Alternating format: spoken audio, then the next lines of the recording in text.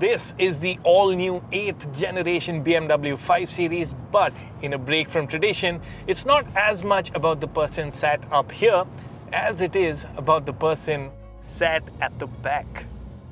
And that's because of the greater than ever distance between the front and rear wheels. Meet the 5 Series long wheelbase. How long is that wheelbase? 3105 mm. For reference, that's 130mm longer than the last Gen 5 Series wheelbase, 110mm longer than the standard wheelbase new Gen 5 Series that we get in India in all-electric i5 form, and 35mm longer than that of the 6 Series GT that this car will also replace. What your friendly BMW sales rep will undoubtedly draw your attention to is the fact that the 3105mm figure makes the 5's wheelbase longest in the segment and crucially longer than that of the outgoing Mercedes E-Class LWB and all-new E-Class LWB that comes to India in the next few months. And it's not the wheelbase alone. The new 5 Series is also the longest, widest and tallest sedan in the segment. It'll catch your attention for its size, yes, but to my eyes at least, it's just not as attractive as older 5 Series. The athletic look that's been core to the 5 is missing, and in its place you get a limo-like stance. Not helping here are the wheels that look unusually small amidst the vast body. Mind you, they're 18 inches, but wrapped in relatively narrow 225 section but chunky 55 aspect ratio tires. You can also opt for the 19-inch M alloy wheels in 245/55 rubber, and going by what's on BMW's configurator, they single-handedly uplift the look. Up front, there's a link to the E60 Gen or Eagle-eyed 5 Series in the upswept headlamps, and though the grille is large, it works. M Sport trim is standard, which gets the 5 a sporty front bumper with lots of cuts and creases.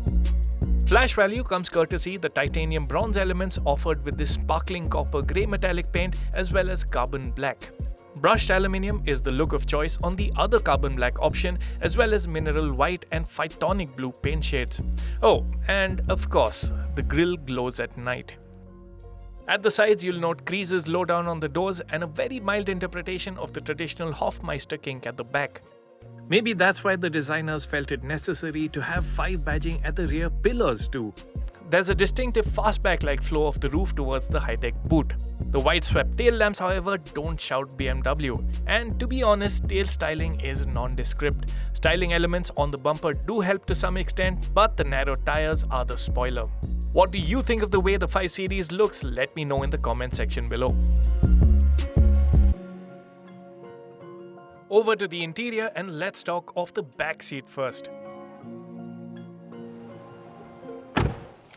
Now, once you're past those very large doors, you enter a cabin that is huge. It is way roomier than the last Gen 5 Series was. Just check out the distance to the front seat and the knee room that it opens up. I can really stretch out and sit at the back here.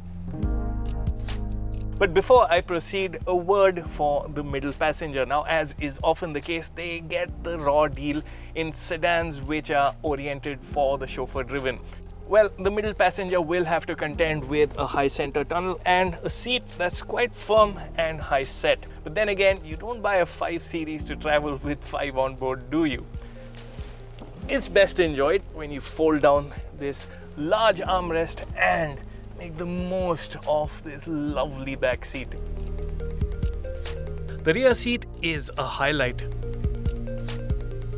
The seats are beautifully cushioned, really well padded, and are generous in size, so you can really sit back and relax at the back of the 5 Series. Now, one thing I have to bring up is that BMW has a fixed rear backrest angle. At 31 degrees, the seat is set at a pretty relaxed angle, but you don't get the option to adjust it, and that is something that you miss, particularly when you have the knowledge that a Mercedes E-Class gets it, and the older BMW 6 Series GT also gave you that option. Actually, when you start comparing the features that you get in the E-Class and the older 6 GT, you'll find the 5 Series long wheelbase a bit lacking. For instance, you don't get sunshades powered or manual, which is quite a shocker. You don't get sunshades for the rear windscreen either. There's no rear entertainment screens, though BMW will sell you an accessories package so you can attach your iPad if you want. But these are things that should have been there in what is a car made for the passengers sat at the back. The experience at the back is still rather nice, and helping to that end are things like these little pillows that you can use as a neck rest or a headrest. You also get a wireless charging pad on the center armrest, and it opens up to reveal 2 cup holders. There's 4-zone climate control, so there's dedicated zones for the rear seat passengers as well. The sunroof, it's nice and large. It allows a lot of light to enter, but it doesn't open. BMW says it went with this option because it allows a larger glass area. In isolation, the 5 Series rear seat is really good, but in sense of occasion and general airiness, it's down on the Mercedes E-Class. Over to the front, there's lots to like. Up front, this is unmistakably a new age BMW interior. You've got this curved display that includes a 14.9-inch touchscreen, 12.3-inch digital dials. But if you actually look and compare, it has much more in common with the 7 Series than it has with lesser BMWs, and that's a very good thing. Now, among the elements that link the 5's interior to the 7's interior include crystal-like effects on the iDrive controller, and of course you have what BMW calls the interaction bar. Now, this crystal look backlit bar is quite an interesting detail because it lights up with the ambient lighting. It also flashes when you put the hazard lights on, and it'll also flash a warning when you open the door and there's an obstruction behind. Then the other thing is that you can't see any air conditioning vents in plain sight. That's because they're hidden behind this interaction bar and they're hidden towards the corners. You control airflow with this toggle right here. The vent opening and closing is controlled by a touch panel on the interaction bar. Like the latest lot of BMWs, the new 5 Series also has quite a few flashy elements on the inside, and it's not restricted to the ambient lighting and elements like the interaction bar alone. For instance, you don't get your typical brushed silver finish on the dashboard, rather it's dull gold that matches the exterior styling theme. There are also these lightning streaks on the dashboard, which I haven't quite understood, but yeah, probably works for a few people. On the matter of quality, this is a properly high-end interior. The wood finish is really nice. All that you touch feels expensive. And the cool fact is that this is a 100% vegan interior. Even the leather you see is man-made. The perforated upholstery looks really premium. Those sat up front will be well taken care of on these large seats, though someone of my physique will find side bolstering a bit obtrusive, but it's not really that big of an issue. The driving position is really nice, but I do find this BMW M Sport steering wheel as ever a bit too thick for my liking. The steering gets powered adjust, the seats are adjustable in multiple ways and also feature memory settings, and there's also front seat ventilation for the first time that is operated via the touchscreen. A few words on the touchscreen. Now, the touchscreen as ever is really slick to use, very smooth, very responsive. You get these nice tabs on the side which serve as shortcuts for commonly used functions, but it's when you need to go into something more that it can get overwhelming. Just look at the number of options at your disposal. Now, even things like blower speed is something controlled by the touchscreen, and that isn't the best solution when you're on the move. But if you play around with the touchscreen settings, you'll find a very interesting option. It's called the interior camera. So there's a camera right here, and BMW says you can record your special moments on camera or as a video if you so choose. Now, it's an unusual item to put in a car, but I guess it's something that fits in with our social media obsessed times. The other actual usage for this, as BMW puts it, it's to keep an eye on your car remotely, maybe see if you've left something behind. The crisp 360-degree camera is the one that we made more use of. There's enough storage inside the cabin for cups, bottles, and other small items. Luggage capacity is decent, but you'll have to plan how you position your suitcases as the floor is quite high. Residing under the boot floor is a space-saver spare tire. So what's the new 5 Series like to drive? First things first, let's talk ground clearance. Sedans with long wheelbases don't get along well with large speed breakers, but to the 530 Li's credit, it scored surprisingly well on this front. And remember, you don't have the option to adjust ride height as you can on air-sprung cars. This one runs on steel springs. Now onto the business end of the 5 Series LWB. Just check out how far back the engine sits in the engine bay. The 520D diesel goes on sale shortly, and the controversial new M5 will also come to India over the next year. Featured here is the 530 Li, which comes powered by BMW's familiar 2-litre 4-cylinder turbo petrol engine. The 530 Li's 2-litre 4-cylinder turbo petrol engine is quite familiar. It makes 258 horsepower and 400 Newton meters as it does on other vehicles that it powers. Except here, it also gets the helping hand of a 48-volt mild hybrid system. The 48-volt mild hybrid system chips in with a bit of support to the engine under hard acceleration and also helps recuperate energy that would otherwise have been lost when you're slowing down. Make no mistake though, it's a mild hybrid system only, so there's no EV only mode on this 530 Li.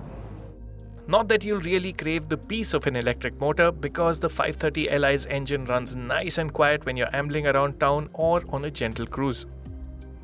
But when you want more from the engine, it does feel alert, it feels responsive and works really well with that 8-speed torque converter automatic gearbox to give you that hurried experience. BMW claims a 0 to 100 kph time of 6.5 seconds, which is really brisk for a car so large. Launch control is included, and Sport Mode also gives you direct access to the best the powertrain has to offer.